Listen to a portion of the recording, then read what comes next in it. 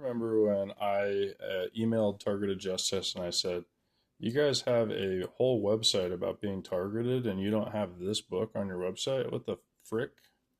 And then mysteriously, without replying to me, this book was added to the website, and it used to be like right on the front of the website, but recently they've changed the website around a lot.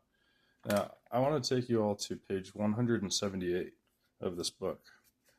Now, you remember how I said numerous times that the government has been perfecting microwave auditory effects since I, for example, have even been alive.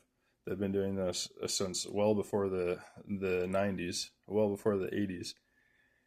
And not only are they doing it, but they're doing it exactly with 2,450 megahertz, which is 2.4 gigahertz. Okay, so this is Auditory Effects of Microwave Radiation by James C. Lynn.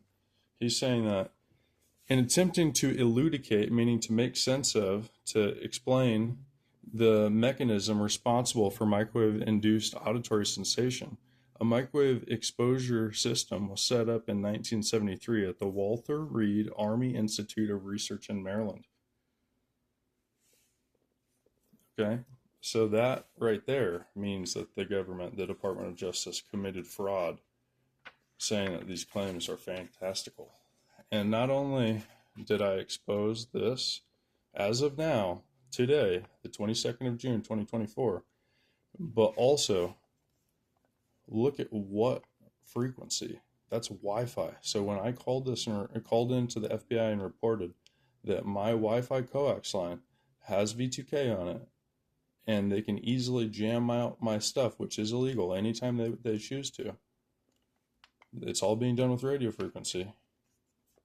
Microwave auditory effect, jamming our equipment, happening at the same radio frequency. And it's possible at 5G ranges as well.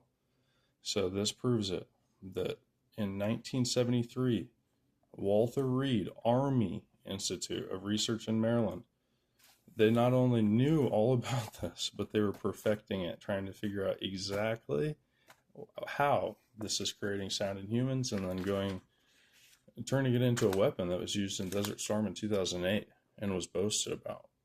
So when you boast about something, when you research it and it's disseminated in a book like this, and then you say it's fantastical, that's either incompetence, fraud,